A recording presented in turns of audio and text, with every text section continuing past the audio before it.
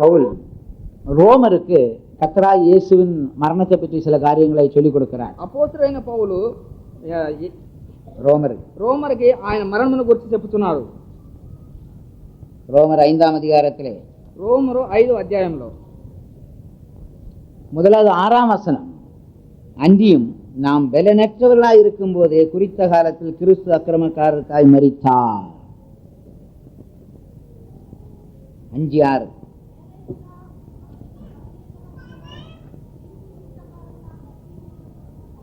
நாம் பலனற்றவர்களாய் இருக்கும் பொழுது, మనము బలహీనులుగా ఉండినప్పుడు கிறிஸ்து நமக்காய் மரித்தார். క్రీస్తు మన నిమిత్తమై మరణించెను. பவுல் நம்ம என்ன சொல்லுகிறார்?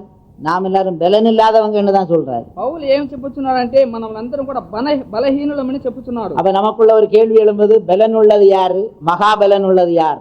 మనలో ఒక సమస్య లేచును, బలము కలిగిన వారు ఎవరు, బలహీనులు ఎవరని. மகாபலன் உள்ளது யார்? మహాబలము కలిగిన వారు ఎవరని. பலன் இல்லாதவங்க, பலன் உள்ளவங்க, மகாபலன் உள்ளது, இன்னும் 3 கூட்டம் இருக்குது. బలము కలిగిన వారు, బలహీనులైన వారు, మహాబలమైన వారు 3 తరగతుల్లో ఉన్నారు. பவுல் சொல்லுகிறார், நாம் பலனற்றவர்களாய் இருக்கும் போது. పౌలు చెప్పుచున్నాడు, నేను బలహీనుడై ఉన్నప్పుడు. உண்மையிலே மனிதன் என்றால் அவன் பலன் இல்லாதவனா இருக்கிறான். అయితే మనుషుడు అనగా నిజంగా చూసినట్లయితే బలహీనుడుగానే ఉన్నాడు. அவனுக்கு பலன் இல்லை, వానికి బలము లేదు. ஆனால் பிசாசுக்கு பலன் இருக்கிறது. అయితే అపవాదికి బలమున్నది. அந்த பலத்தினால் அவன் என்ன செய்கிறான்? ఆ బలము చేత అతను ఏం చేయుచున్నాడు? பாவம் செய்ய தூண்டுகிறான், పాపము చేయుటకు ప్రేరేపణ చేయుచున్నాడు. வியாதியை தருகிறான், వ్యాధిని ఇచ్చుచున్నాడు. வேதனையை தருகிறான், వేదనను ఇచ్చుచున్నాడు. பலவீனப்படுத்துகிறான், బలహీన పరుచుచున్నాడు. பாவம் செய்ய வைத்து மனிதனை மரணத்துக்குள்ளாக்குகிறான். పాపము చేయి మనుషుణ్ణి మరణమునికి అప్పగించుచున్నాడు. தனக்கு இருக்கிற பலத்தினால் பொய்யை பிரசங்கம் பண்ணுகிறான், తనకున్న బలము చేత అబద్ధము యొక్క సువార్తను చేయమని చెప్పుచున్నాడు. தனக்கு இருக்கிற பலத்தினால் நம்மை தீமைக்கு வழிகாட்டுகிறான், తమకున్న బలము చేత మనమలను కీడైన మార్గమునకు పోనిచ్చుచున్నాడు. நம்மை అగ్ని கடலுக்கு வழி நடத்துகிறான். ఆయన చివరగా అగ్ని గంధములోనికి నడిపించుచున్నాడు. இவைகளெல்லாம் செய்ய காரணம் அவனுக்கு பலன் இருக்கிறது. ఇవన్నీ చేయుటకు కారణము ఆయనకు బలమున్నది. ஆனால் தேவன் అయితే దేవుడు சர்வ வல்லமை உள்ளவர், సర్వశక్తి కలిగిన వారు. அவருக்கு மகாபலன் இருக்கிறது. ఆయనకు మహాబలమున్నది. அந்த பலத்தினால் அவர் என்ன செய்கிறார்? ఆ బలము చేత ఆయన ఏమి చేయుచున్నాడు? சாத்தானின் வல்லமைகளை நசுக்குகிறார். అపవాది యొక్క శక్తులను కూడా నశింపజేయుచున్నాడు. பவுல் சொல்லுகிறார், நாம் பலவனற்றிருக்கும் பொழுது. పౌలు చెప్పుచున్నాడు, నేను బలహీనుడుగా ఉండినప్పుడు கிறிஸ்து நமக்காய் மரித்ததினாலே. క్రీస్తు నా కొరకై మరణించినందువలన. அதன் அர்த்தம் என்ன? దాని యొక్క అర్థమేమి? நாம் பலன் இல்லாமல் இருக்கும் பொழுது, మనము అయినప్పుడు நமக்கு விரோதமாக கிரியை செய்கிற அந்த பிசாசின் தலையை நசுக்கும்படிக்கு, మనకు విరోధముగా క్రియ చేయు ఆ యొక్క అపవాది తలను పగలగొట్టు నిమిత్తమై கர்த்தராகிய இயேசு சிலுவையில் மரித்தார். ప్రభువైన యేసుక్రీస్తు సిలువలో మరణించెను. நீங்க யோசித்து பாருங்க, தலை நசுக்கப்பட்ட பிசாசே இவ்வளவு வேலை பண்ணுவான், ஆனால் தலை நசுக்கப்படுறதுக்கு முன்னால எவ்வளவு வேலை பண்ணி இருப்பான்? మీరు ఆలోచించి చూడండి, అపవాది తలను నలగొట్టినప్పుడే ఇన్ని పనులు చేసినప్పుడు, తలను నలగొట్టకుండా ఉండినప్పుడు ఎన్ని కార్యములు చేసి ఉండవచ్చును. இன்றைக்கு தலை நசுக்கப்பட்ட பிசாசு தான் நம்மை சந்திக்கிறது. ఈ దినమందు తలను నలగొట్టిన అపవాది మనములను సంధించుచున్నది, நம்மை பலவீனப்படுத்துகிறது, మనములను బలహీనులుగా చేయుచున్నది, பாவத்துக்கு வழி நடத்துகிறது. పాపమునకు మార్గము నడిపించుచున్నది. ஆனால் இயேசு சிலுவையிலே மரிக்கும் முன்னே, అయితే యేసు సిలువలో మరణించుటకు ముందుగాను பிசாசு தன்னுடைய தலையினால் முழுமையாய் அவன் கிரியை செய்து கொண்டிருந்தான். అపవాది తన తల చేత పూర్తిగా క్రియ చేసెను. ஆகையினால் அவன் என்ன செய்தான்? అయితే అందువలన ఆయన ఏమి చేసెను? ஆதி மனிதனாகி ஆதாமை பாவம் செய்ய வைத்தான். అయితే ఆది మనుషుడైన ఆదామును పాపము చేయుటకు ప్రేరేపించెను. காயினுக்குள்ளே பிரவேசித்து காயினை கொலைபாதகனாய் மாற்றினான். కయ్యేనులోనికి ప్రవేశించి నరహంతుడుగా మార్చెను.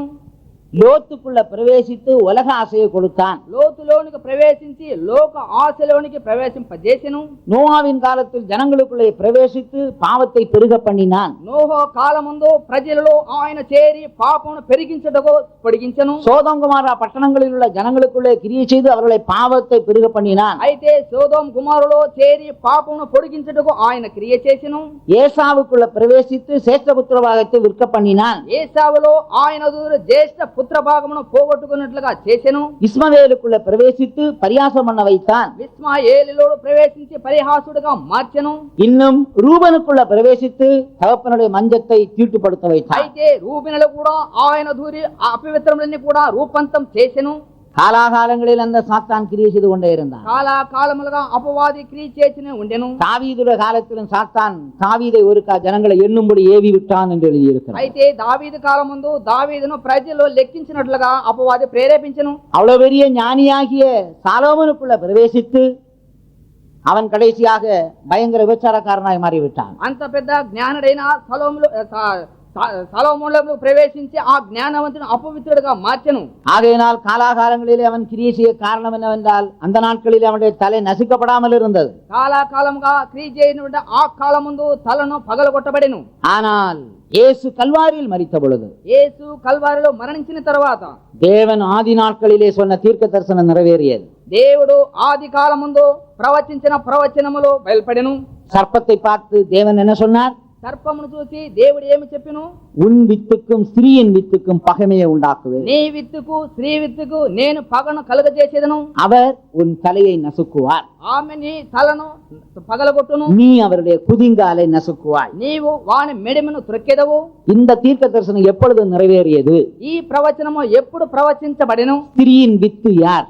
స్త్రీ విత్తు ఎవరు? நாம் எல்லாரும் நம்முடைய தகப்பனின் வித்தா இருக்கிறோம். మనమందరం కూడా మన యొక్క తండ్రి బీజమై ఉన్నాము. ஆனால் கர்த்தராகிய இயேசு ஸ்திரீயின் வித்தா இருக்கிறார். అయితే ప్రభువైన యేసు స్త్రీ బీజముగా ఉన్నారు. ஏனென்றால் நாம் எல்லாரும் புருஷ சம்பந்தமாய் பிறந்தோம், கர்த்தராகிய இயேசு புருஷ சம்பந்தமாய் பிறக்கவில்லை. అయితే మనమందరం కూడా పురుషుల సంబంధంగా మనం పుట్టినాము. అయితే ప్రభువైన యేసుక్రీస్తు పురుషుల సంబంధంగా జన్మింపలేదు. ஏனென்றால் தூதன் சொல்லிக் கொடுத்தான் மரியாளிடம், దూత చెప్పెను మరియ చేత, பரிசுத்தாவியானவர் உன்மேல் நிழலிடுவார். పరిశుద్ధాత్మైన వారు నీ మీద నిలిచి ఉండును. உன்னதமானவருடைய பலன் உன்மேல் நிழலிடும். మహోన్నతుడైన బలము నీ మీద ఉండును. உனக்குள் பிறப்பது பரிசுத்தமுள்ளது எனப்படும். అయితే నీలో జన్మింపనిది పరిశుద్ధము అనబడును. இந்த யோசேப்பு கூட மரியாளை ரகசியமாய் தள்ளிவிட வேண்டும் என்று திட்டம் போட்டான். ఈ యేసేపు కూడా ఈ యొక్క మరియమ్మను రహస్యముగా నిరాకరించమని ఆలోచన చేసెను. தூதன் வந்து என்ன சொன்னான்? దూత వచ్చి ఏం చెప్పెను?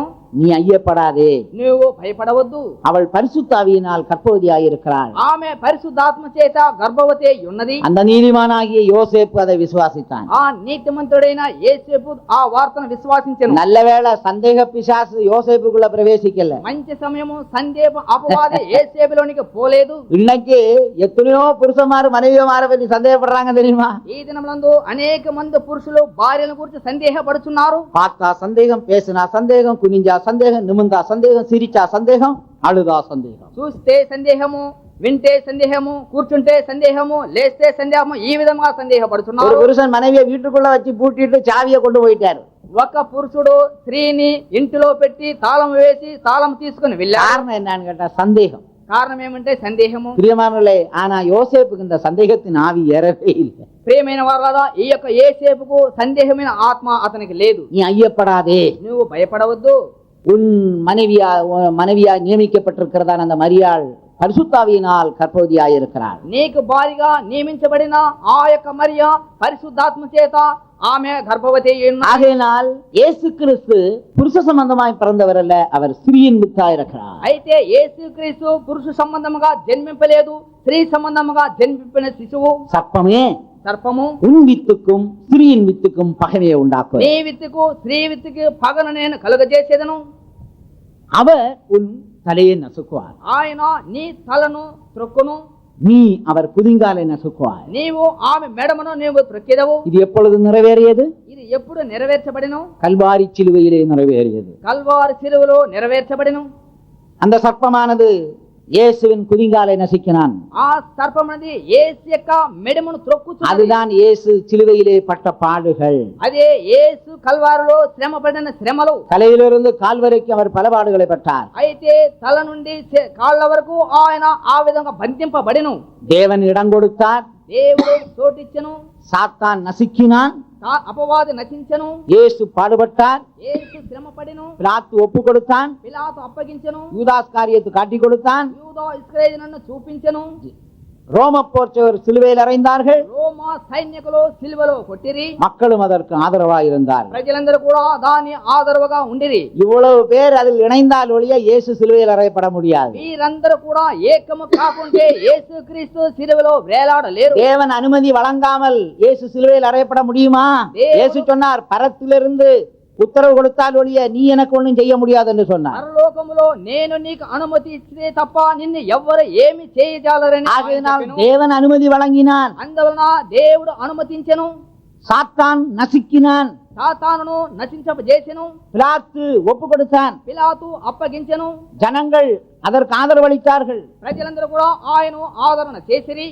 ரோம போர்ச்சவர்கள் இயேசுவை உபத்திரவப்படுத்தினார்கள். రోమా సైనికులు యేసుని ఉపద్రవపరచిరి. இவ்வளவு காரியம் நடந்திருக்கிறது. ఈ కార్యములు కూడా జరిగెను.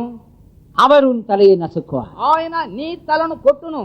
இயேசுவை அந்த பிசாசு நசுக்கும் பொழுதுதான் இயேசு பிசாசின் தலையை நசுக்கினார். యేసు ఆ తలను నలగొట్టినప్పుడే యేసు ఆ పిశాచిక తలను చితకబడుచెను. இன்றைக்கு நாம் காண்கின்ற பிசாசு நசுக்கப்பட்ட தலை உள்ளதான பிசாசு. ఈ దినమందు మనము చూసిన అపవాది తల నలగొట్టబడిన అపవాదిని మనము చూస్తున్నాము. ஆகையினால் அவன் என்ன செய்கிறான்? అందువలన ఏమి చేయుచున్నాము? ஒரு தலை இருந்தா அந்த தலை நசுக்கப்பட்ட தலையா காண்புன்னு சொல்லி இப்ப 7 தலையாச்சனை காட்டி கொண்டிருக்கிறான். అయితే ఒక తలను నలగొట్టిన తర్వాత అది 7 తలను చూపించుతున్నది. சிலர் கால் இல்லாதவங்க அழகா ஷூ எல்லாம் போட்டு டிப் டாப்பா நடக்கிறத நம்ம பார்க்கல. అయితే కొంతమంది కాళ్ళు లేని వారు షూ వేసుకొని బాగా అందముగా నడుస్తూ మనం చూస్తున్నాము కదా. ஒரு ஆள் எப்பவும் பேண்ட் தான் போடுவார். ఒక వ్యక్తి ఎప్పుడు ప్యాంటే వేసును. வீட்டுல கூட பேண்ட் தான் போட்டுருவார். ఇంట్లో కూడా ప్యాంటే. ஏன் டோத்தி கட்டக்கூடாது, லுங்கி கட்டக்கூடாது? నేను చెప్తేనే పంచి ఎందుకు కట్టకూడదు, లింగి ఎందుకు కట్టకూడదు? ஐயா உங்களுக்கு தெரியாதா, எனக்கு ஒரு கால் கிடையாது. అయ్యా మీకు తెలీదా, నాకు ఒక కాలు లేదు. அப்ப ஷூ போட்டுட்டு நடக்கிறீங்க. అప్పుడు మీరు షూ వేసుకుని నడుస్తున్నారు. அது பிளாஸ்டிக் காலு.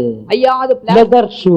అది ప్లాస్టిక్ కాలు, లెదర్ షూ. உங்களுக்கு தெரியாதா? మీకు తెలియదు. சரி ஜெபம் பண்ணுவோம்னு சொன்னேன். అయితే మనం ప్రార్థించమని చెప్పితిని. உடனே தன்னுடைய காலை கலட்டி வச்சுட்டு ஜெபத்துல உட்கார்ந்து వెంటనే తన కాలును తీసివేసి మోకాలు ఊనెను. உலகத்துல இப்படி நடக்குது. లోకంలో ఏ విధంగా జరుగుతున్నది? பிசாசு என்ன பண்றான் தெரியுமா? అపవాది ఏం చేయుచున్నో తెలుసునా? அவனுக்கு தலை நசுக்கப்பட்டிருக்கிறது.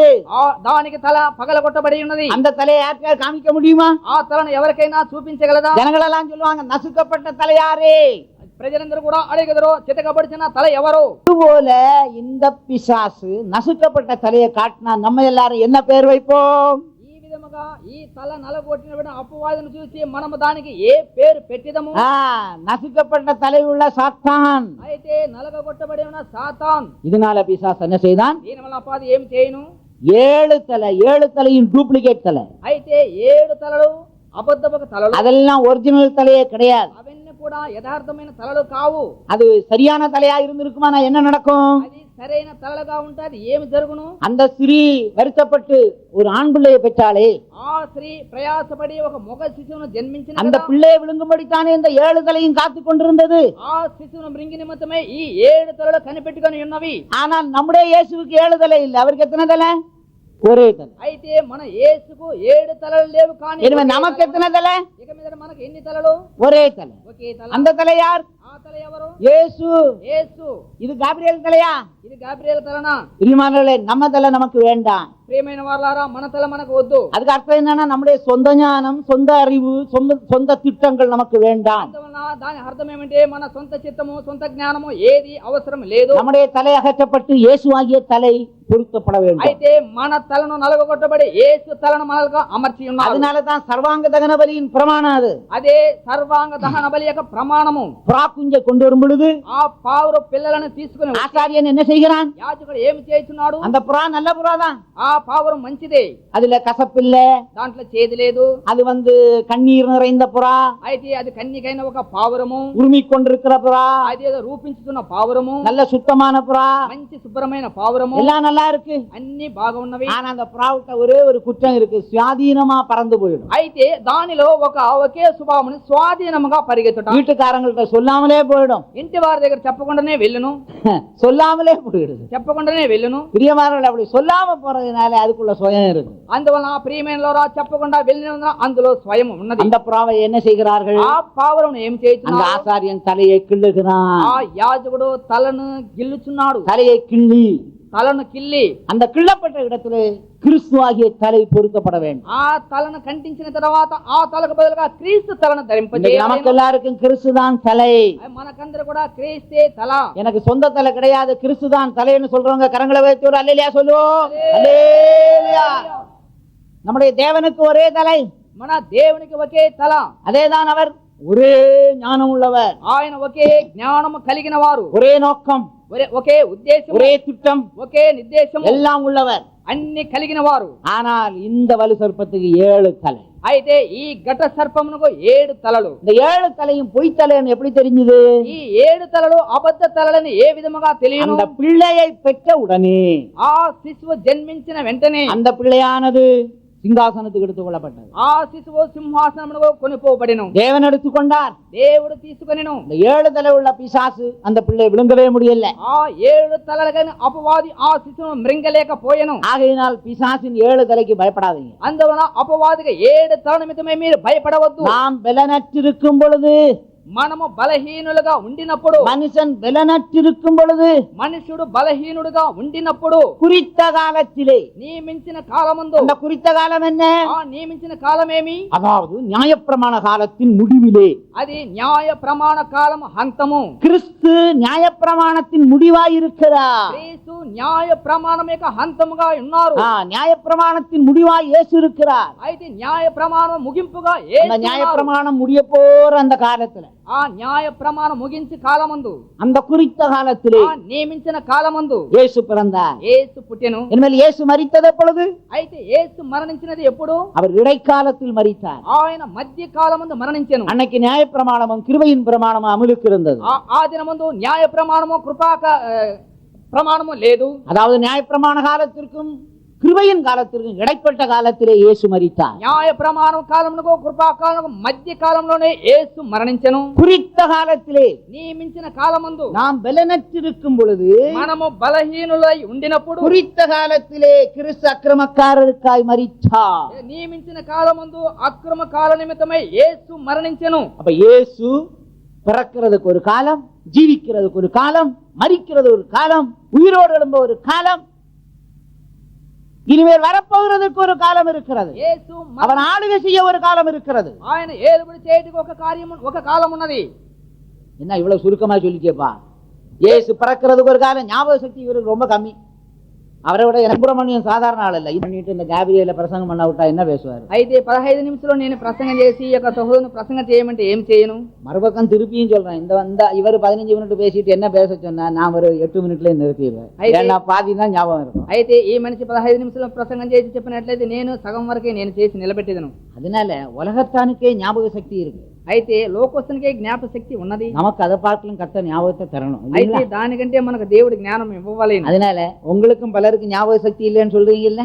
మీకు కూడా కొంతమందికి జ్ఞాపక శక్తి లేదని చెప్తున్నారు కదా. பைபிள் படிச்சீங்களான்னு கேட்டா மறந்துட்டேன் பிரதர். బైబిల్ చదివినా మర్చిపోతుంది బ్రదర్. ஏன் கூட்டத்துக்கு வரல? மறந்துட்டேன் பிரதர். ఎందుకు కూటమికి రాలేదంటే మర్చిపోతిని. சாப்பிட்டீங்களா? భుజించితరా? அது மட்டும் மறக்கல பிரதர். అది మాత్రం మర్చిపోలేదు.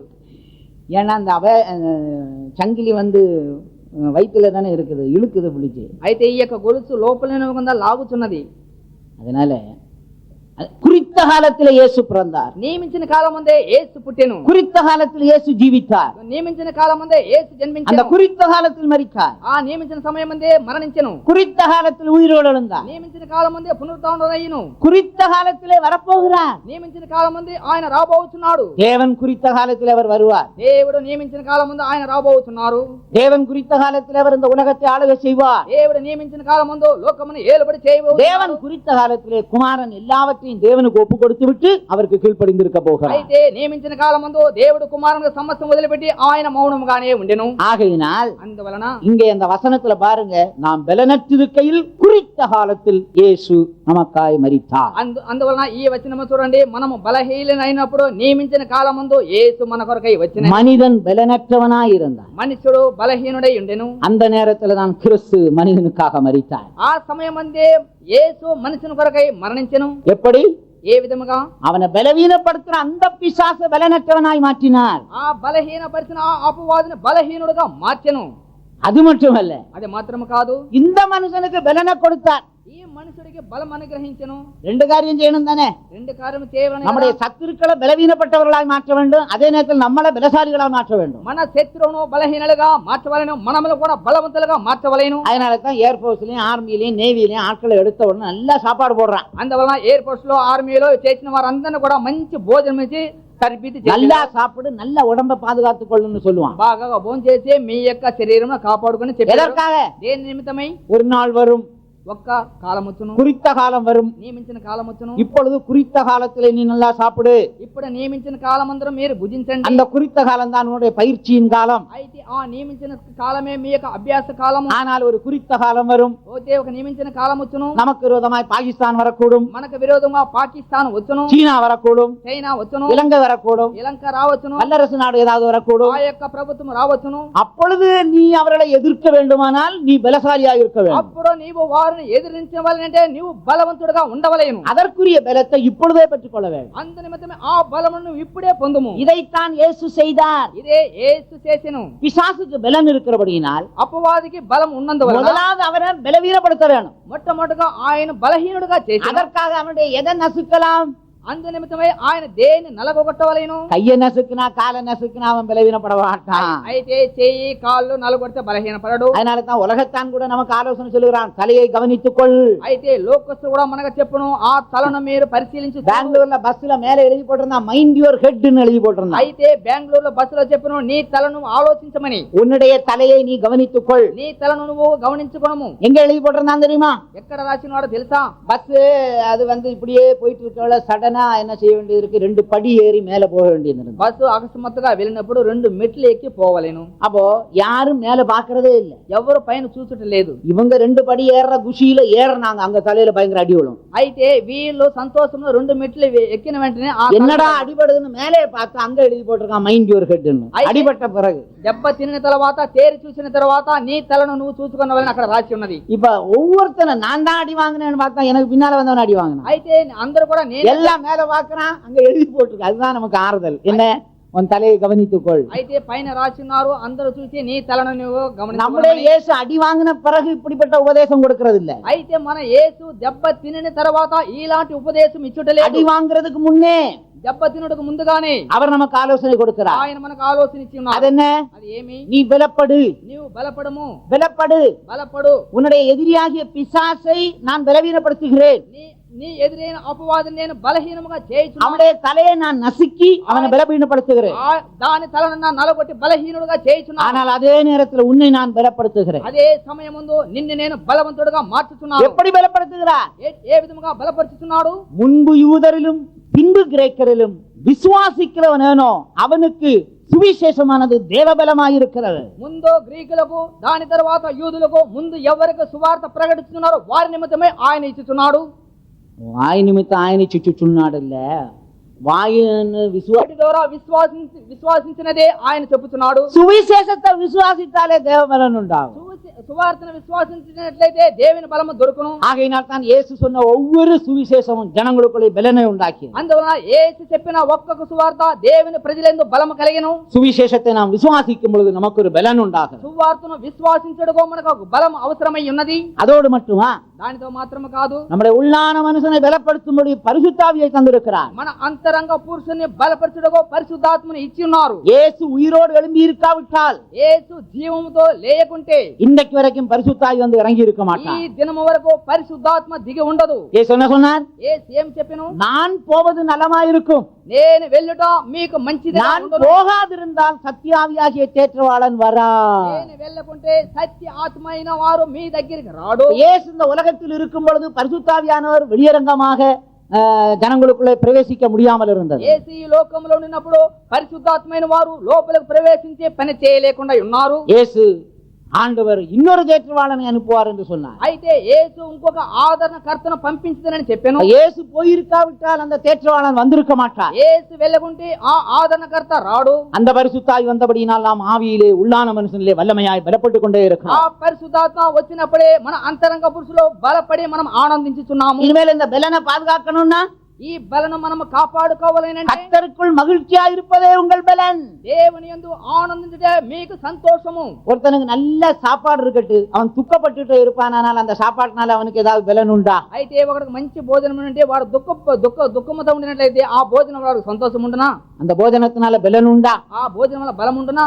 அதனாலதான் மருத்துவர்கள் அடிக்கடி வியாதியஸ்தரை பார்த்து துக்கப்படாதீங்க, சந்தோஷமா இருங்க. అందువలన మరణించిన వారిని చూసి మీరు దుఃఖపడవద్దు, మీరు సంతోషపడని எப்பொழுதும் ஆலோசனை கொடுக்கிறார். ఎప్పుడు ఆలోచన ఇస్తున్నారు. இதுபோல ஆவிக்குரிய ஜீவியத்திலும் ఈ విధే విధంగా ఆత్మీయ జీవితం எந்த பிரச்சனை வந்தாலும் சந்தோஷமா இருக்கிறவர்கள் பலசாலிகளா இருப்பார். ఏ సమస్య వచ్చినప్పుడు కూడా సంతోషంగాను బలవంతులుగా ఉండవలేను. அது நெகேமியாவில தான் சொல்லி இருக்கு, கர்த்தருக்குள் மகிழ்ச்சியா இருப்பதே உங்கள் பலன். நெகேமியால చెప్పినది యెహోవాయందు ఆనందించుడే నీ యొక్క బలమై ఉన్నది. ஆகையினால் தேவன் இந்த நாட்களிலே நமக்கு பலனை தந்து கொண்டே இருக்கிறார். అందువలన ఈ దినమునందు దేవుడు మనకు బలం అనుగ్రహించనే ఉన్నారు. அப்போ நான் பலனற்றவர்களா இருக்கும் பொழுது అయితే మనము బలహీనులు అయినందువలన கிறிஸ்து மரித்து சாத்தானின் பலனை பலவீனப்படுத்தினார். అయితే క్రీస్తు మరణించి సాతాను బలమును ఆయన త్రీసి వేసెను. இயேசுவின் மரணத்தால் நமக்கு பலன் உண்டாயிருக்கிறது. యేసు మరణము చేత మనకు బలము కలిగెను.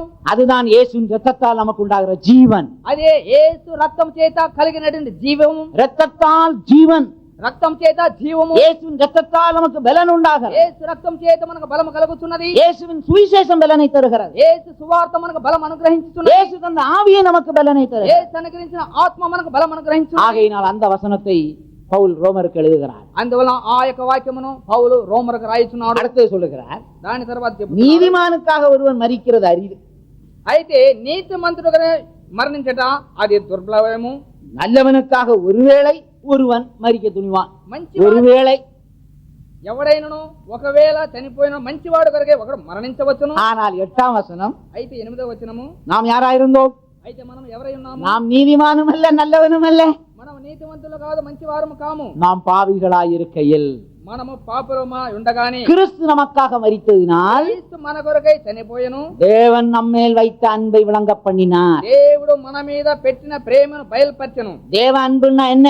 దేవుని ప్రేమ అంటే ఏంటి? நல்லவர்களுக்காக மரிக்கிறதோ, இல்லாவிட்டால் நீதிமான்களுக்காக தன்னுடைய குமாரனை அனுப்பி மரிக்க வைக்கிறதோ அல்ல, பாவிகளுக்காய் நீ போய் மரிக்க வேண்டும் என்று தேவன் சொன்னபடியினால் தேவனுக்கு நம்மேல் இருந்த அன்பு எவ்வளவு பெரிது என்று விளங்குகிறார். అయితే దేవుడు నీతిమంతులకై మరణించట కాదు, పాపల నిమిత్తమై నీవు మరణించవలని ఆయన కుమారుని మన నిమిత్తమై ఆయన మనకు పాపల నిమిత్తమై పంపి ఉన్నాడు.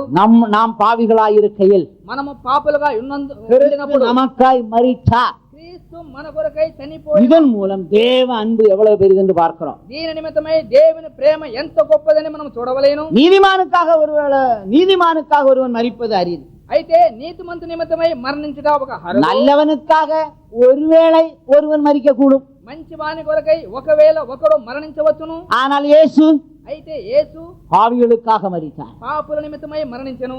அதன் மூலம் தேவ அன்பை நாம் விளங்கிக் கொள்கிறோம். దాని మూలకంగా దేవుని ప్రేమను మనం గ్రహించుతున్నాము. இயேசு நமக்காக மரிக்கா இருந்திருந்தால், యేసు మన కొరకై మరణించకుండా ఉంటే நாம் நம்முடைய பாவங்களிலே செத்திருப்போம். అయితే మనము పాపములందు మరణించేది. பாவத்தின் சம்பளம் மரணம், పాపం యొక్క జీతము మరణము. நியாய தீர்ப்புக்கு பின்பு அக்னி கடல். అయితే న్యాయ తీర్పు తర్వాత అగ్ని గుండము. ஆனால் இதிலிருந்து நம்மை தப்புவிக்கும்படி தேவன் தன்னுடைய அன்பை விளங்க பண்ணினார். అయితే ఇంది నిమిత్తమై మనం తప్పించుకునే నిమిత్తమై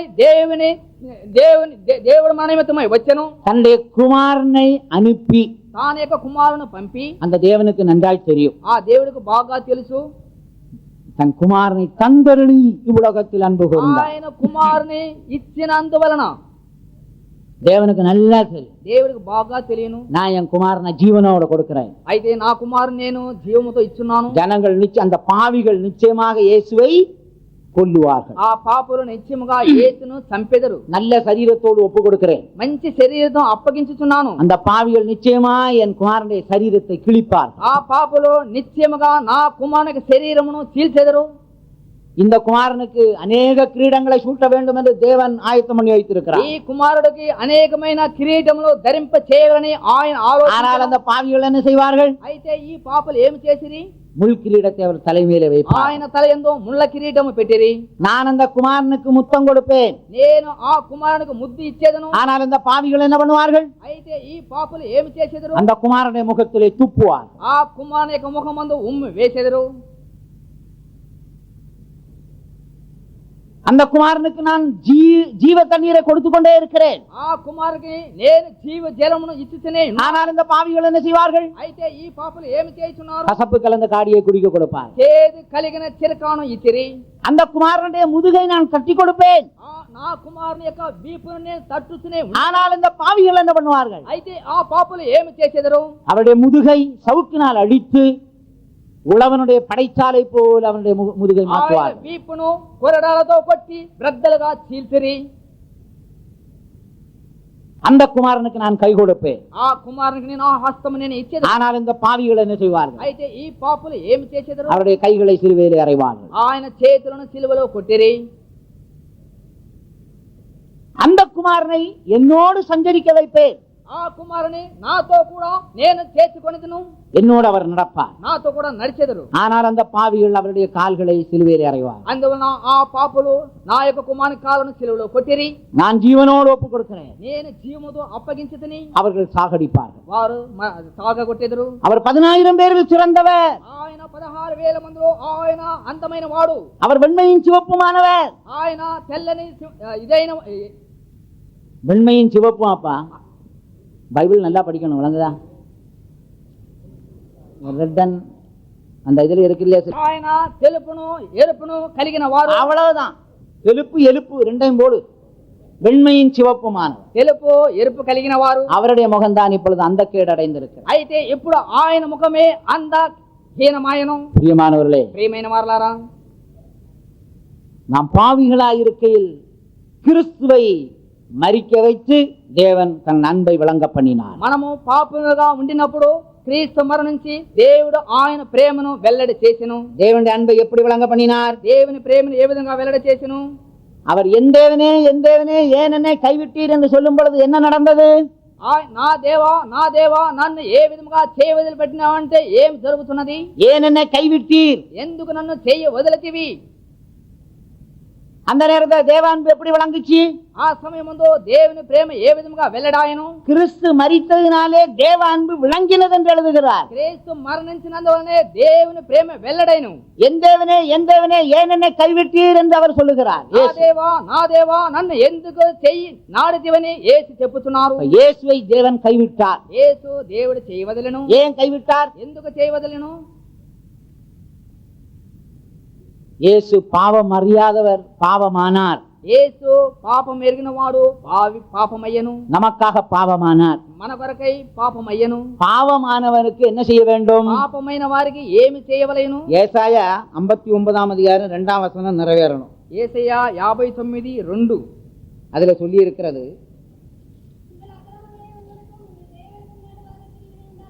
உங்கள் அக்கிரமங்களே உங்கள் தேவனுக்கும் உங்களுக்கு நடுவாய் பிரிவினை உண்டாக்குகிறது,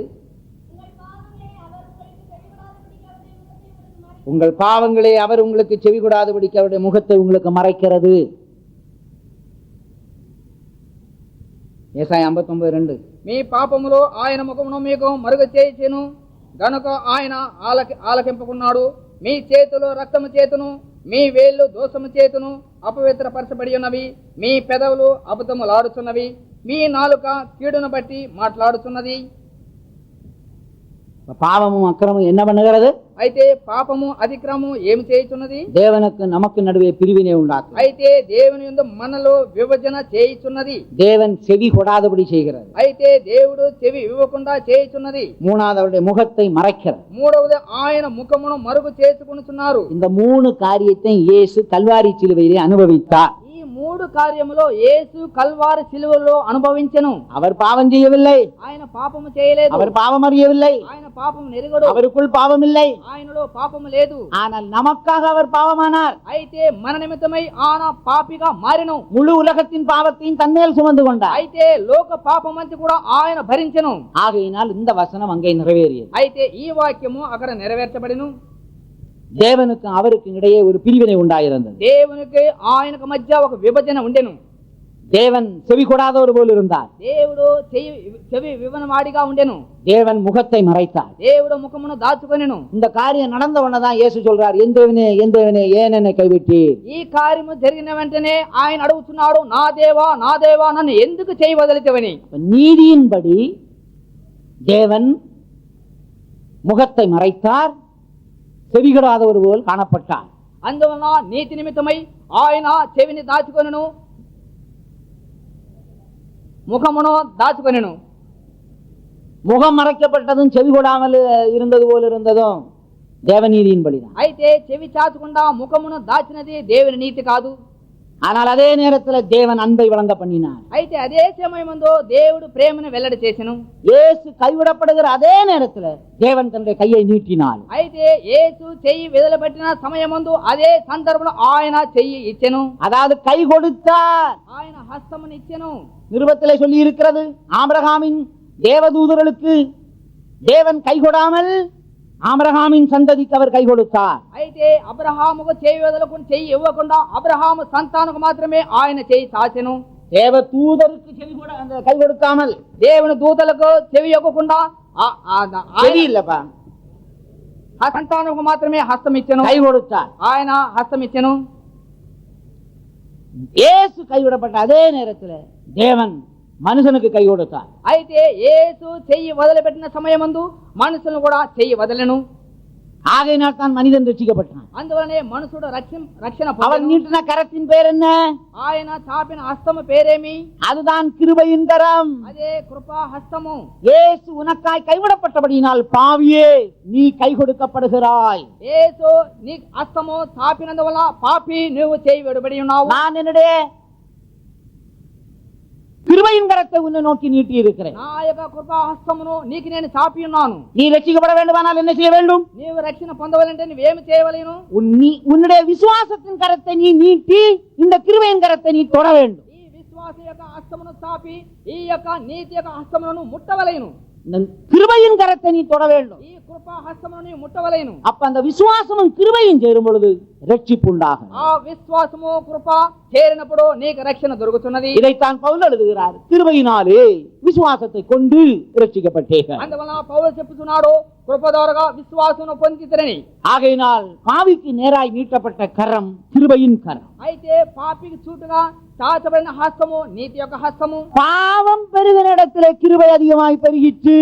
అయితే పాపం పెరుగుతున్న చోట ఆ యొక్క కృప ఎక్కువగా పెరిగెను. மனிதன் பாவத்திலே பெருகிக் கொண்டிருந்தான். தேவன் தன்னுடைய கிருபையிலே பெருகி பெருகி அவனுக்கு அருகாமையில் நீட்டிக்கொண்டே இருந்தார் தன்னுடைய கரத்தை. మనుషుడు పాపములో పెరుగును, అయితే దేవుడు తన కృపలో పెరిగి పెరిగి మనిషి నిమిత్తమే హస్తము చాపెను. கிறிஸ்து மரித்ததினாலே தேவன் அன்பை விளங்க பண்ணினார். క్రీస్తు మరణించినందు వలన దేవుడు ఆయన ప్రేమను వెల్లడి చేసెను. இனிமேல் அந்த வசனத்தின்படி கிறிஸ்துவுக்கு தேவனுடைய முகம் மறைந்தது.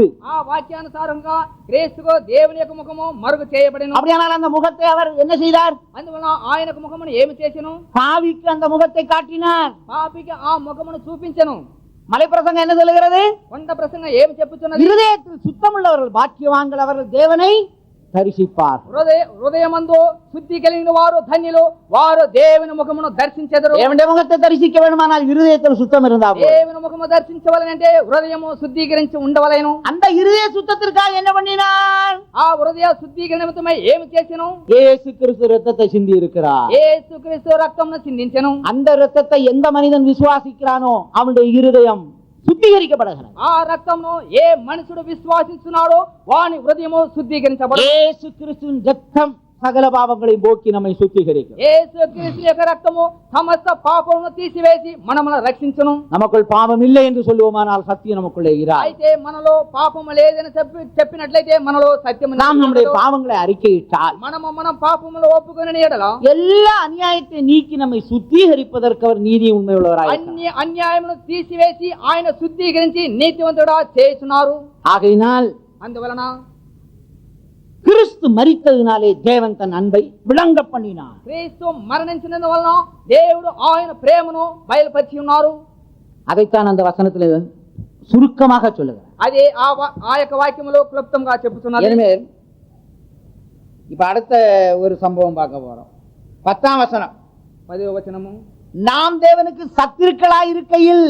మనము దేవునికి శత్రువులు అయినప్పుడు, அப்ப பாருங்க, முதலாவது பலனற்றவர்கள், இரண்டாவது பாவிகளாய் இருக்கையில், மூணாவது இப்ப சத்துருக்களாய் இருக்கையில். మొదట బలహీనతలైన, దాని తర్వాత బలవంతులు, దాని తర్వాత శత్రువులు అయిన తర్వాత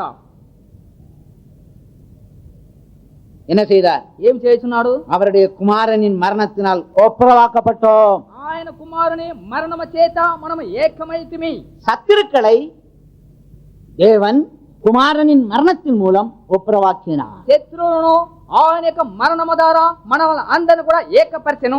இந்த ஒப்புரவாகுதல்ல என்ன இருக்கு? ஒப்புரவாகுதலின் உபதேசமும் இருக்கு, ஒப்புரவாகுதலின் ஊழியமும் இருக்கு. ఆ ఒప్పుకోలు அத பவுல் தான் பிரிச்சு சொல்றாரு கொரிந்தியருக்கு. దానినే పౌలు విభజన చేసి కొరింథీయులకు చెప్పుచున్నారు. என்ன చెప్పుచున్నారు? విభజన నిమిత్తమై, விபச்சன நிமித்தமா இல்ல, ஒப்புரவாகுதலின் ஊழியமும் ஒப்புரவாகுதலின் உபதேசமும். ఏకమగో చేవ ఏకమైనక. நீ சொந்தமா அடிக்காத. 2 கொரிந்தியர் 5ஆம் அதிகாரம் 18 20. மொழிபெயர்க்கிறது கஷ்டமான காரியம்தான். மொழிபெயர்க்கிறவங்க வசனங்களை மனப்பாடம் பண்ணாவிட்டா ஒண்ணும் நடக்காது. அதனால பாவம் காபிரியலுக்கு இப்போ ஒரு நல்ல பரிசு. அடுத்தது வாக்கியமும் సమాధాన వాక్యము. அவ்வளவுதான். ஒப்புரவாகுதல்னு சொன்னா தெலுங்குல சமாதானம் தான், வேற ஒண்ணும் கிடையாது. సమాధాన వాక్యము. அப்ப ஒப்புரவாகுதல்னு சொல்லக்கூடியதுல 2 இருக்கு. ஒண்ணு ஒப்புரவாகுதலின் உபதேசம், இன்னொன்னு ஒப்புரவாகுதல் ஊழியம். అయితే ఒకటి సమాధాన పడ దాని యొక్క ఉపదేశము, ఇంకొకటి సేవ. தேவன் நாம் சத்துருக்களாக இருக்கையில் குமாரனின் மரணத்தினால் நம்மை அவரோடு ஒப்புரவாக்கினார். అయితే మనము శత్రువులుగా ఉన్నప్పుడు దేవుడు ఆయన కుమారుని మూలకంగా మనలను సమాధానపరిచెను. இப்போ ஆதாமுடைய சம்பவத்தை நினைச்சு பார்ப்போம். ఇప్పుడు ఆదాము యొక్క సంభవం మనము, ஆதாம் பாவம் செய்து சமாதானத்தை இழந்து தூரமாகி போய்விட்டான். ఆదాము పాపము చేసి సమాధానం పోగొట్టుకొని దూరమైపోయెను. இப்போ ஒப்புரவாகணும். ఇప్పుడు సమాధాన పడవలేను. யாரு ஒப்புரவாகிறது? ఎవరు సమాధాన పడవలేను? நீங்க சொல்லுங்க. தவறு செய்த ஆளு போய் ஒப்புரவாகணுமா, தவறு செய்யாத ஆளு போய் ஒப்புரவாக வேணுமா? తప్పిదము చేసిన వాడు సమాధాన పడవలేనా, తప్పిదము చేయని వాడు సమాధాన పడవలేనా? கேப்ரியல் என்கிட்ட ஒரு தப்பு பண்ணிட்டு போயிட்டாரு. ఈ యొక్క సహోదరుడు నా దగ్గర ఒక తప్పు చేసి, நீங்க எல்லாம் அட்வைஸ் என்ன பண்ணுவீங்க? మీరందరూ కూడా ఏం బుద్ధిమతి చెప్పేదారు? கேப்ரியல் நீ போய் ஒப்புரவாப்பான்னு தானே சொல்லுவீங்க. இல்ல என்கிட்ட வந்து பிரதர் நீங்க போய் ஒப்புரவாகுங்கன்னா சொல்லுவீங்க. உலக வழக்கத்தின்படி குற்றம் செய்தவங்க தான் குற்றம் செய்யாதவங்கள்ட்ட போய் என்ன செய்யணும்?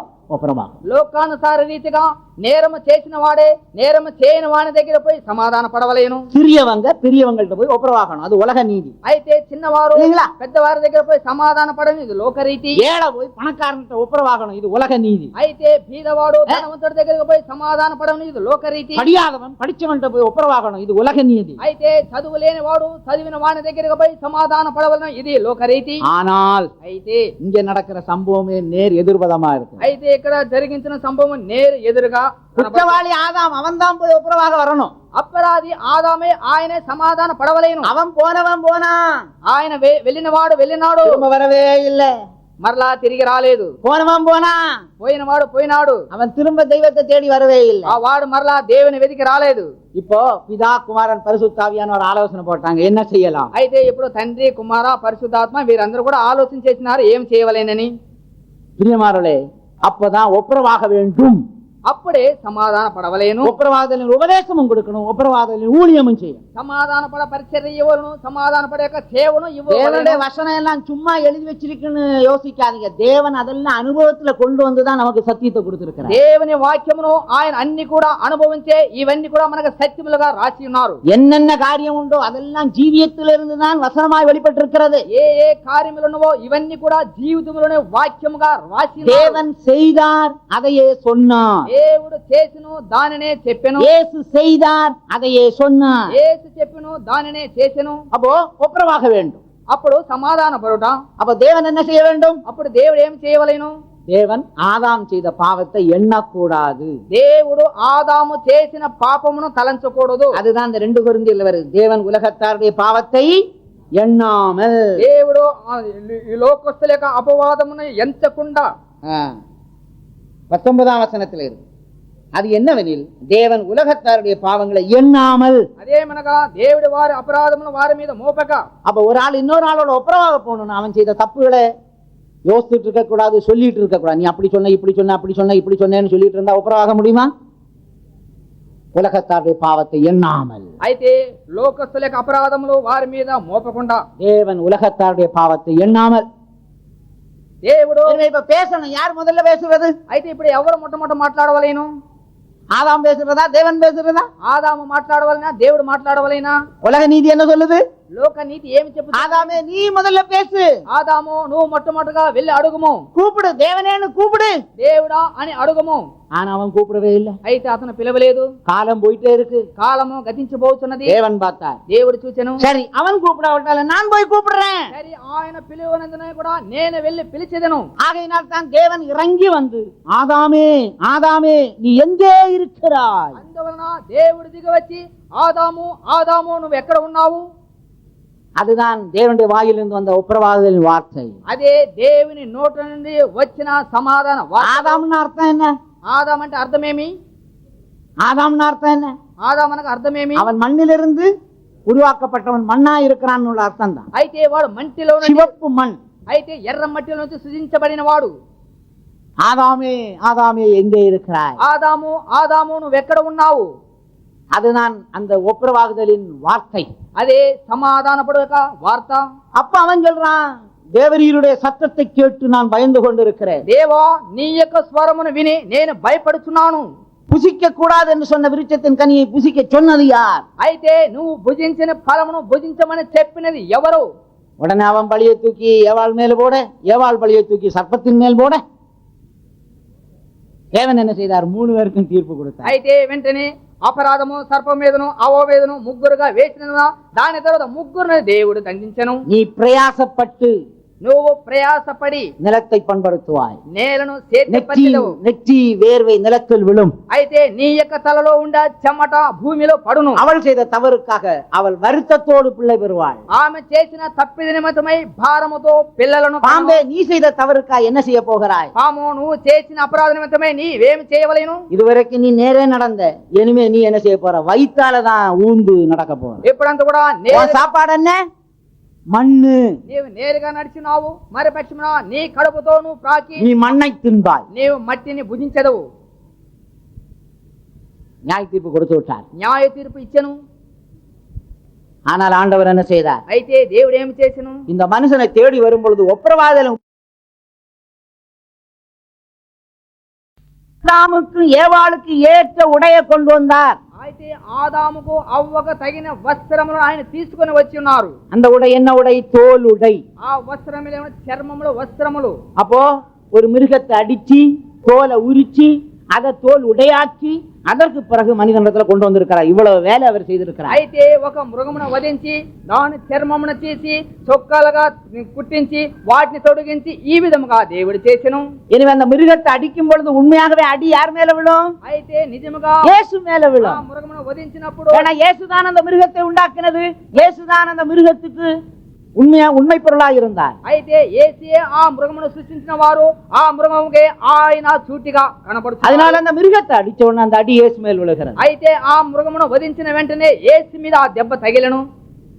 அதை அவன் தோலுடையாய் உடுத்து கொண்டான். అతడు ఆ నడి వస్త్రములుగా ధరించుకొనెను. ஆதான் எப்ப எல்லாம் அந்த உடைய பாக்குறானோ அப்ப எல்லாம் அவனுக்கு ஒரு ஞாபகம் வரும், எனக்காக ஒரு மிருகம் அடிக்கப்பட்டது, கொல்லப்பட்டது, உரிக்கப்பட்டது என்ற உணர்வோடு அவன் ஜீவித்திருப்பான். ఎప్పుడైతే ఆదాము తన వస్త్రమును చూసుకొనుచున్నాడో అప్పుడే ఒక జంతువు నా కొరకై వధించబడిను అని ఆయన జ్ఞాపకము చేసుకొనుచున్నాడు. இதைத்தான் இயேசு நம்முடைய வாழ்க்கையிலே செய்திருக்கிறார். ఇదే కూడా యేసు మన జీవితంలో చేసి ఉన్నారు. இந்த சம்பவம் நிழலாட்டமாய், அதாவது ஏறக்குறை எத்தனையோ வருடங்களுக்கு முன்பாய் அது இந்த உலகத்தில் நடந்தாலும் உண்மையாகவே கல்வாரியில் நடந்தது. అయితే ఇది ఛాయా రూపముగా ఎన్నో సంవత్సరములుగా జరిగినప్పుడు కూడాను ఇది నిజముగానే మనకు జరిగి ఉన్నది. இயேசு நமக்காய் பலியானார். యేసు మన కొరకై బలి అయ్యెను. அந்த தோல் உடைதான் நீதியின் வஸ்திரம். ఆ చర్మముల యొక్క వస్త్రమే నీతి కలిగిన వస్త్రములు. அந்த ஆதாம் கட்டி இருந்ததான அந்த அத்தியிலையினால் உண்டான அரக்கச்சை என்ன? అయితే ఆ ఆదాము కట్టుకున్న ఆ అత్తి ఆకుల చేత దట్టి அதுதான் மனிதனுடைய சுயநீதி. అదే మనిషిని యొక్క స్వార్థ నీతి. நம்முடைய சுயநீதி எல்லாம் அழுக்கான கந்தையா இருக்கிறது. మన యొక్క స్వార్థ నీతి అంతా కూడా మురికైన బట్టగా కనబడుతున్నది. அது அழிந்து போகக்கூடியதா இருக்கிறது. అది అక్షయమై పోవున వస్తువుగా ఉన్నది. ஆனால் தேவன் கல்வாரியிலே நமக்கு நீதியின் வஸ்திரத்தை தந்திருக்கிறார். అయితే దేవుడి కల్వారిలో నీతి వస్త్రమును మన కొరకై ఇచ్చి ఉన్నారు. அதை பெற வேண்டுமானால் நீ கல்வாரிக்கு வர வேண்டும். దాన్ని నీవు పొందవలనంటే నీవు కల్వారి దగ్గరికి సమీపించవలెను. கல்வாரி எங்கே இருக்கிறது? కల్వారి ఎక్కడ ఉన్నది? தேவனும் மனிதனும் சந்திக்கிற இடம்தான் கல்வாரி. దేవుడు మనుషుడు సంధించే స్థలమే కల్వారి. அது எங்கே இருக்கிறது? అది ఎక్కడ ఉన్నది? எழுத்துக்குரிய எருசலேமிலா? అక్షరాంశైన ఎరుసలేములోనో? இல்லை. లేదు. ஒரு பாவி நறுங்குண்டு நொறுங்குண்டு தன் பாவங்களுக்காய் அழும் பொழுது தேவன் அவனை சந்திக்கிறார், அவனை மன்னிக்கிறார், அவனை கழுவுகிறார், அவனுக்கு நீதியின் வஸ்திரத்தை கொடுக்கிறார். அந்த இடம்தான் கல்வாரி. ఒక్కడు ఇరిగి నరిగిన హృదయంతో తన తప్పదములు ఒప్పుకున్నప్పుడు యేసు వచ్చి ఆయనతో కూడా సమాధానపడే స్థలమే ఆ కల్వారి అయి ఉన్నది. உங்களுடைய வாழ்க்கையில் அந்த கல்வாரி எங்கே அமைந்தது? అయితే మీ జీవితంలో కల్వారి ఎక్కడ ఉన్నది? பிரியமானவர்களே, 16வது வயசுலே நான் கல்வாரிக்கு போனேன். ప్రియమైన వారలారా, నా యొక్క 16వ ఏట నేను நொறுங்குண்டு நறுங்குண்டு அழுதே. నరిగి ఇలిగిన హృదయముతో, நொறுங்குண்டு நறுங்குண்ட இருதயம் உள்ளவர்களுக்கு கர்த்தர் சமீபமாய் இருக்கிறார். నరిగి ఇలిగిన హృదయముల వారికి దేవుడు సమీపస్తుడై ఉన్నాడు. அவர்களை தான் தேவன் மன்னிக்கிறார். ఆ వారిని దేవుడు క్షమించుచున్నారు. அந்த பாவியான ஸ்திரீக்கு பரிசேயனுடைய வீடு தான் கல்வாரியா மாறிச்சு. అయితే ఆ పాపి అయిన స్త్రీకి పరిశుద్ధ ఇండ్లుగా మారెను. ఇండ్లు కల్వారియా మారలు. ఇండ్లు కల్వారిగా మారెను. அந்த பாவியான ஸ்திரீக்கு அந்த பரிசேயனுடைய வீடு தான் கல்வாரியா மாறிச்சு. ஏனென்றால் அந்த பரிசேயன் விருந்துல பிஸியா இருக்கிறான். ஆனால் இவள் என்ன செய்தாள்? தன்னுடைய கண்ணீரால் இயேசுவின் பாதத்தை நனைத்தாள். இயேசு சொன்னார், ஸ்திரீயே, நீ செய்த அநேக பாவங்கள் உனக்கு மன்னிக்கப்பட்டது. అయితే ఆ పరిచయుడు ఆ విందులో సంతోషపడుచున్నాడు. ఈ స్త్రీ అయితే కన్నీరుతో యేసు పాదం నుండి యేసు యందు దుఃఖపడుచున్నది. இயேசு என்ன சொன்னார்? యేసు ఏమి చెప్పెను? சொல்லு. நான் சொல்லிட்டேனே, ஸ்திரீயே, உன் அநேக பாவங்கள் மன்னிக்கப்பட்டது. ஸ்திரீ, నీ పాపములను కూడా క్షమింపబడి ఉన్నవి. கர்த்தர் கிருபை கொடுப்பார். மொழிபெயர்க்கணும்னா சாதாரண காரியம் இல்ல. நல்ல பரிசேயன் வந்து அவள் பாவியாய் இருக்கிறாளே என்று முணுமுணுத்துக் கொண்டிருந்தான். ఆ విందుకు పిలిచిన పరిసేయుడు చూసి పాపి అని ఈమెను చూసి చెప్పుచున్నాడు. உடனே தான் இயேசு சொல்றார், நான் வீட்டுக்கு வந்த நேரத்தில் என்னுடைய கால் கழுவ நீ என்ன தரவில்லை? தண்ணி தரல. అయితే వెంటనే యేసు ఏం చెప్పుచున్నాడు? నేను నీ ఇంటికి వచ్చిన తర్వాత కాళ్ళు కడుగుటకు నీళ్లు ఇవ్వలేదు. என் தலைக்கு நீ என்ன பூசவில்லை? எண்ணெய் பூசவில்லை. నా తలకు నీవు నూనె పూయలేదు. அதாவது என்ன சொல்றான, விருந்து பெருசு இல்ல, விருந்தோம்பல் தான் பெருசுன்னு சொல்லி கொடுக்கிறார். అయితే విందు గొప్పదే కాదు, కానీ విచారించటే ముఖ్య అంశమని చెప్పుచున్నాడు. அந்த உடனே கால் கழுவ தண்ணி கொடுக்கணும், தலைக்கு எண்ணெய் தந்திருக்கணும். వచ్చిన వెంటనే కాలు కడుగు నీళ్ళు ఇవ్వను, తలకు నూనె ఇవ్వవలేను. நீ என் பாதங்களை துடைக்கவில்லை. అయితే నా పాదం ஆனால் இவள் என்ன செய்தாள்? అయితే ఏమి చేసెను? கண்ணீரினால் என் பாதத்தை நனைத்தாள். కన్నీటి చేత నా పాదములను తడిపెను. பரிமள தைலத்தை பூசுகிறாள். పరిమళ తైలమును పూసెను. தன்னுடைய தலைமயிரினால் துடைக்கிறாள். తన తల వెంట్రుకలతో తుడిచెను. எவ்வளவு மேன்மையான ஒரு அனுபவம்! ఎంత శ్రేష్టమైన అనుభవము! பிரியமானவர்களே, ప్రియమైన వారలారా, நம்முடைய வாழ்க்கையிலும் தேவன் அதைத்தான் எதிர்பார்க்கிறார். మన యొక్క జీవితంలో కూడా ஸ்திரீயே, நீ செய்த அநேக பாவங்கள் மன்னிக்கப்பட்டது. స్త్రీ, నువ్వు చేసిన అనేకమైన పాపములు క్షమింపబడి ఉన్నవి. நீங்களும் கண்ணீரோடு உங்கள் பாவங்களை அறிக்கையிட்டாய். అయితే నీ కన్నీరుతో నీ పాపముని ఒప్పుకొని ఉన్నావు. கண்ணீர் எப்படி வரும்? కన్నీరు ఏ విధంగా వచ్చును?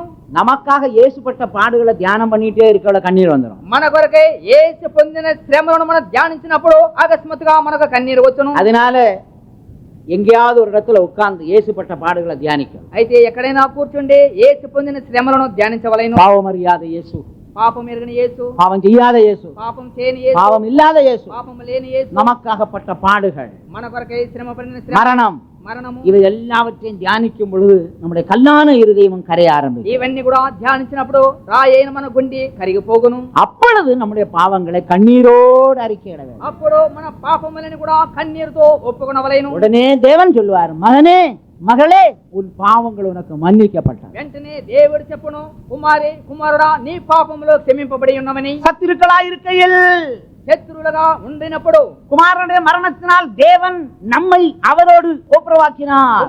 దేవుడు ఆ యొక్క మరణం ద్వారా ఆయన మనతో కూడా సమాధాన పరిచి ఉన్నాడు. பிரியமானவர்களே, இயேசு சிலுவையில் மரித்தபடியினால் தான் நமக்கு நீதியின் வஸ்திரம் தரப்பட்டிருக்கிறது. ప్రియమైన వారలారా, యేసు కల్వారిలో మరణించిన వల్లనే నీతి వస్త్రము మనకు దొరికి ఉన్నది. நாம் எல்லாரும் நீதிமான்களாக்கப்பட்டிருக்கிறோம். మనమందరం కూడా నీతివంతులుగా మార్చబడి ఉన్నాము. எதன் மூலமாக? దేని మూలకముగాను? இயேசுவின் இரத்தத்தினாலே.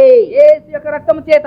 5:9 பாருங்க, இப்படி நாம் அவருடைய இரத்தத்தினாலே நீதிமான்களாக்கப்பட்டிருக்கிறோம். ఈ విధముగా ఆయన రక్తము చేత మనం నీతివంతులై ఉన్నాము. நம்முடைய பழைய பேர் என்ன? మన పాత పేరేమి? பலனற்றவர்கள், బలము లేనివారము, பாவிகள், పాపులము, சத்துருக்கள். శత్రువులము. அந்த பேரெல்லாம் மாற்றப்பட்டு நமக்கு ஒரு புதிய பேர் கிடைச்சிருக்கு. என்ன பேர்? நாம் எல்லாரும் யாரு? நீதிமான்கள். ఆ పేరును కూడా మార్చబడి మనకు ఒక పేరు అనుగ్రహించినారు. మనమందరం కూడా నీతివంతులము. எப்படி நீதிமான்களாக்கப்பட்டீர்கள்? ఏ విధంగా నీతివంతులై ఉన్నాము? இயேசுவின் இரத்தத்தினாலே. యేసు యొక్క రక్తము చేత நாம் நீதிமான்களாக்கப்பட்டிருக்கிறோம். మనం నీతివంతులై ఉన్నాము. அப்படியானால் நாம் சத்துருக்களாய் இருக்கையில் இயேசு கிறிஸ்துவின் மரணத்தினாலே தேவன் நம்மை அவரோடு ஒப்புரவாக்கினார். అందువల్ల మనం శత్రువులుగా ఉన్నప్పుడు యేసుక్రీస్తు మరణము చేత ఆయన మనల్ని సమాధానపరిచి ఉన్నాడు. சிலுவையின் உபதேசம் மனிதனுக்கு ஒப்புரவாகுதலை உண்டாக்குகிறது. సిలువ యొక్క ఉపదేశము మనుషునికి సమాధాన పరుచుతున్నది. அந்த ஒப்புரவாக்குறதை தான் இயேசு சிலுவையில இருந்து சொன்னார், பிதாவே இவர்களுக்கு மன்னியும், தாங்கள் செய்வது இன்னதென்று அறியாம செய்யறாங்க மன்னிச்சிடும் கேட்டோன்னு ஆண்டவர் அதை சாங்ஷன் பண்ணி விட்டார். ఈ సమాధాన పరుచు వార్త నిమిత్తమే దేవా వీరు చేసినది వీరికి క్షమించము అని చెప్పి ఆ కల్వారిలో చెప్పుతున్నారు. சில நல்ல பிள்ளைகள் சில தவறு செய்யும் பொழுது அதைத்தான் நாம் சொல்லணும், அவன் நல்ல பையன் தான் ஆனா தெரியாம செய்துட்டான் மன்னிச்சிடுங்கன்னு சொல்ல மாட்டோம். అయితే కొంతమంది మంచి పిల్లలు తప్పిదములు చేసినప్పుడు మనం చూసి చెప్పేదము వాడు మంచి పిల్లవాడు తప్పిదము చేసినాడని. அவன் நல்ல பிள்ளை ஆனா ஒரு தப்பு பண்ணிட்டான் மன்னிச்சிடுவான். అయితే వాడు మంచివాడు తప్పిదం చేసినాడు క్షమించండి. இதைத்தான் இயேசு சொன்னார். ఇదే యేసు చెప్పుతున్నారు. பிதாவே இவர்களுக்கு மன்னியும், తండ్రి వీరిని క్షమించండి, தாங்கள் செய்வது இன்னதென்று அறியாமல். అయితే వీరు చేయనిది ఏమని వీరు ఎరుగుకో ఉన్నారు. நம்ம என்ன சொல்லுவோம்? మనం ఏం చెప్తున్నాము? அறிஞ்சுதான் செய்தான், ఎరిగి చేసినాడు, திட்டம் போட்டு செய்தான், దాని సిద్ధి வேணும்னு செய்தான், కావాలని చేసినాడు என்னெல்லாம் சொல்லுவோம். ఏమేమే ஆனா చెప్తున్నాడు. இயேசு 33 வருஷம் அந்த உலகத்துல ஸ்டடி பண்ணி மனுஷனை பத்தி நல்லா அறிஞ்சிட்டாரு. இந்த மனுஷன் செய்யறதெல்லாம் எப்படி செய்யறான்? அறியாம செய்யறான். అయితే యేసు 33.5 సంవత్సరం ఈ లోకములో ఉండి మనుషుడు తెలియకుండా చేయుచున్నాడని చెప్పాను. அவனுக்குள்ள இருக்கிற அசுத்த ஆவியினாலதான் செய்யறான். ఆ వాణిలో ఉన్న అపత్ర నిమిత్తమై చేయుచున్నాడు. அதனால அவனை கொல்லக்கூடாது, அவனுக்குள்ள இருக்கிற அசுத்த ஆவியை என்ன செய்யணும்? கொல்லணும். వాణిని చంపకూడదు కానీ వాణిలో ఉన్న అపవిత్ర ఆత్మను చంపవలేను. அதனால தான் இயேசு இந்த உலகத்துல வந்து மனுஷனாய் ஜீவித்து மனுஷனுடைய நிலவரத்தை அறிந்தார், அனுபவ ரீதியாய் அறிந்தார். అందుకనగా యేసు మనుషుడిగా ఈ లోకంలోకి వచ్చి మనిషి జీవితంలో అనుభవించి లోకరీతిగా మారినారు. கேள்வி அறிவு வேற, అయితే ప్రశ్న వేయట వేరే. படிப்பர் கேள்வின்னா அதாவது அడుగుட்டான். ஹியரிங் நாலேஜ் வேற. అయితే వినుట ఒక అంశం వేరే. ஆமா, அநேக காரியங்களை கேட்டு கேட்டு அறிவு பெறலாம். అయితే అనేక కారణం విని విని మనం జ్ఞానవంతులుగా. வேற சிலர் படிச்சு படிச்சு அறிவை வாங்குவாங்க, వేరే కొందరు చదివి చదివి జ్ఞానవంతులయ్యారు. ஆனால் అనుభవ அறிவுன்னு சொல்றது வித்தியாசமான அறிவு. అయితే అనుభవం వల్ల జ్ఞానము వ్యత్యాసం. அதனால தான் சபையில அனுபவசாலிகள் தேவை. అందువలనే సంఘమందు అనుభవమంతులు కావలేను. கர்த்தராகிய இயேசு அவருடைய தலை ஏன் வெண்பஞ்சி போல காணப்பட்டது? అయితే ఆయన తల ఎందుకు 33 வயசு ஆளுக்கு எப்படி தலை நரைச்சி போச்சு? అయితే 33 அது సంవత్సరాలు வெண்பஞ்சி போல மாற காரணம் என்ன? అయితే అది తెల్లని దూది వలె మారెను. இயேசு நல்ல அனுபவசாலி, యేసు మంచి అనుభవ అయిన వారు, நல்ல அறிவாளி. మంచి జ్ఞానవంతుడు. அவருடைய வயசு எழுத்துக்குரியபடி 33 இல்ல, உலக தோற்றத்துக்கு முன்னே இயேசு இருக்கிறார். అయితే ఆయన అక్షరానుసారంగాను 33 సంవత్సరాలు కాదు కానీ ఆయన అక్షరానుసారంగానే ఉండెను. அச்சராங்க சான உலக தோற்றத்துக்கு முன்னே, జగదోత్ ముందుగానే ఉన్నది. உலக தோற்றத்துக்கு முன்னே அவர் இருக்கிறார். జగదోత్ ముందుగానే ఆయన ఉన్నారు. பிதா எப்பொழுது உண்டோ அப்பொழுது அவர் உண்டு. తండ్రి ఎప్పుడు ఉన్నారో అప్పుడే ఆయన ఉన్నారు. அப்ப பிதாவுக்கு நீண்ட ஆயுசுனா குமாரனுக்கு நீண்ட ஆயுசு தான். అయితే తండ్రికి దీర్ఘశాంతం అంటే కుమారు కూడా దీర్ఘశాంతమే.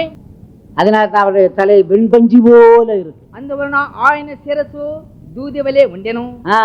அனுபவ அறிவு, అనుభవంలో వచ్చి జ్ఞానము. அதனால தான் அனுபவத்தினால கிடைக்கிற அறிவு அறிவாளிகளை படிப்பறிவு கொண்டோ கேள்வி அறிவு கொண்டோ ஏமாற்ற முடியாது. అయితే అనుభవంలో వచ్చిన జ్ఞానవంతులకు ప్రశ్నదారం వేరే సమస్య మనం వాళ్ళు మోసపరచలేము.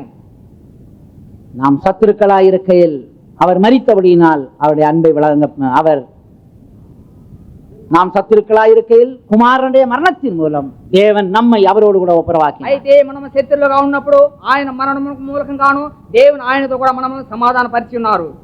ஆக அருமையான தேவனுடைய ஜனமே, అందువలన ప్రియమైన దేవుని పిల్లల, நாம் இந்த நாட்கள்ல கர்த்தராகிய இயேசு கிறிஸ்துவின் கல்வாரி பாடுமரணங்களை தியானிக்கிறது மட்டுமல்ல, అయితే ఈ దిన ముందు కల్వారిలో పడిన శ్రమలను ధ్యానించడం మాత్రం కాదు, அந்த కల్వాரியின் மூலம் நமக்கு உண்டாகிற ஆசீர்வாதங்களை நாம் பெற்றுக்கொள்ளலாம். ఆ కల్వారి మూలకంగా ఉండే ఆశీర్వాదమును మనం పొందవలేను. நாம் எல்லாரும் இப்ப கொஞ்ச நேரம் கண்களை மூடுவோம். మనమందరం కూడా కొంచెం సేపు కళ్ళను మూసేద్దాము. எல்லாரும் அந்த கால நேரத்துல கல்வாரியை பற்றி தியானிக்கும். అందరూ కూడా ఈ ఉదయ కాలం ముందు కల్వారిని మీరు ధ్యానించండి. இயேசு கூட என்னை நினைவு கூறுங்கள் என்று சொல்லி இருக்கிறார். అయితే యేసు కూడా నన్ను మీరు జ్ఞాపకము చేసుకున్నాడని చెప్పాను. இயேசுடைய பிறப்பை பற்றி நினைச்சா போதாது, இயேசுடைய வாழ்க்கையை பற்றி நினைச்சா போதாது, இயேசுவின் மரணத்தை பற்றி நாம் நினைக்க வேண்டும். యేసు యొక్క జననము చాలు, ఆయన మరణం గురించి కూడా మనము చూడవలేను. முற்றிலுமாய் நம்மை தாழ்த்தி ஒப்படைக்க வேண்டும். మనము సంపూర్తిగా తగ్గించుకుని అప్పగించుకునవలేను. நாம் பலனற்று இருக்கும் பொழுது మనము బలం లేనప్పుడు கர்த்தர் நமக்கு பலனை தந்திருக்கிறார். దేవుడు మనకు బలం ఇచ్చినారు. சாத்தானின் வல்லமையை நசுக்கி இருக்கிறார். అపవాది యొక్క శక్తిని కూడా నశింపజేసెను. தேவன் செய்த எல்லா நன்மைகளுக்காய் நாம் மிகவும் நன்றியா இருக்கிறோம். అయితే దేవుడు చేసిన మేలు నిమిత్తం అన్నిటి కూడా మనం కృతజ్ఞులై ఉండవలెను. கல்வாரியினால் உண்டான ஆசீர்வாதங்களுக்காக கொஞ்ச ஸ்தோத்திரம் பண்ணுவோம். ஸ்தோத்திரம் ஸ்தோத்திரம் ஸ்தோத்திரம் ஸ்தோத்திரம். கர்த்தாவே, இந்த காலவேளைக்காக உம்மை ஸ்தோத்திரிக்கிறோம். அருமையான உம்முடைய வசனங்களை தியானிக்க நீர் இந்த ஒரு விடுமுறையை தந்தபடினா ஸ்தோத்திரம் ஆண்டவரே. கல்வாரியிலே நீர் பட்ட பாடுகள் என்ன நோக்கத்திற்காய் நீர் சிலுவையில் மரித்தீர் என்பதை விளங்கிக் கொள்ள உதவி செய்தபடினா ஸ்தோத்திரம். நாங்கள் பலனற்றிருக்கும் பொழுது சாத்தானின் பலனை வல்லமையற்றது ஆக்கினது உம்முடைய கல்வாரி மரணம் என்று நாங்கள் அறிகிறோம். அந்த மரணத்தின் மூலம் உம்முடைய இரத்தத்தால் நாங்கள் ஜீவனை பெற்றிருக்கிறோம். அந்த சிலுவையின் சுவிசேஷத்தினால் நாங்கள் பலனை பெற்றிருக்கிறோம். நீர் எங்களுக்கு தந்த ஆவியினால் பலனை பெற்றிருக்கிறோம். ஆண்டவரே, நாங்கள் பாவிகளாயிருக்கையில் நீர் எங்களுக்கு மரித்தபடியினால் தேவனுடைய அன்பை நாங்கள் விளங்கி இருக்கிறோம். தேவனுடைய முகம் எங்களுக்கு காட்டப்பட்டிருக்கிறது. தேவன் எங்களுடைய சத்தத்தை செவிசாய்த்து கேட்டுக்கொண்டிருக்கிறார். தேவன் எங்களோடு பேசிக் கொண்டிருக்கிறார். இந்த ஆசீர்வாதம் எல்லாம் உம்முடைய மரணத்தின் மூலம் உண்டான ஆசீர்வாதங்கள். ஆண்டவரே, நாங்கள் சத்துருவாய் இருக்கும் பொழுது இயேசுவை உம்முடைய மரணத்தால் அவரோடு ஒப்புரவாக்கப்பட்டோம். நீர் எங்களுக்கு செய்த ஒப்புரவாதன் ஊழியத்துக்காய் ஸ்தோத்திரம். ஒப்புரவாதன் உபதேசங்களுக்காய் ஸ்தோத்திரம். நாங்கள் உம்மை தேடி வரவில்லை, நீர் எங்களை தேடி வந்தீர். நாங்கள் உம்மோடு பேசும் முன்னே நீர் எங்களோடு பேசினீர். ஆண்டவரே, எங்களுடைய விசுவாசம் இல்லை, உம்முடைய கிருபை தான் பெரியது, உம்முடைய அன்பு பெரியது. நாங்கள் உம்மை விசுவாசிக்கும் முன்னே நீர் என்னை விசுவாசித்தீர். அதற்காக உம்மை ஸ்தோத்திரிக்கிறோம். உம்முடைய கல்வாரியிலே நீர்பட்ட பாடுகள் நிமித்தம் உண்டான ஆசீர்வாதங்களை உலக மக்கள் எல்லாரும் பெற்றுக்கொள்ள உதவி செய்யணும் என்று வேண்டிக் கொள்ளணும். உம்முடைய இரத்தத்தால் ஜனங்களை ரட்சித்துக் கொள்ளும் ஆண்டவரே. உம்முடைய இரத்தத்தால் ஜனங்கள் சுகம் பெறட்டும் ஆண்டவரே. உம்முடைய இரத்தத்தால் ஜனங்கள் பரிசுத்தமடையட்டும். உம்முடைய இரத்தத்தால் ஜனங்கள் தைரியமாகட்டும் ஆண்டவரே. உம்முடைய இரத்தத்தால் பரலோகம் போய் சேர உதவி செய்யும். இயேசுவின் மூலம் கேட்கிறோம் பிதாவே. கர்த்தராகிய இயேசு கிறிஸ்துவின் கிருபையும் பிதாவாகிய தேவனுடைய அன்பும் பரிசுத்தாவின் ஐக்கியமும் நம்ம அனைவரோடும் இன்று வென்றும் சதா காலங்களிலும் காணப்படுவதாக. அல்லேலூயா, அல்லேலூயா, அல்லேலூயா. எல்லாருக்கும் ஸ்தோத்திரம்.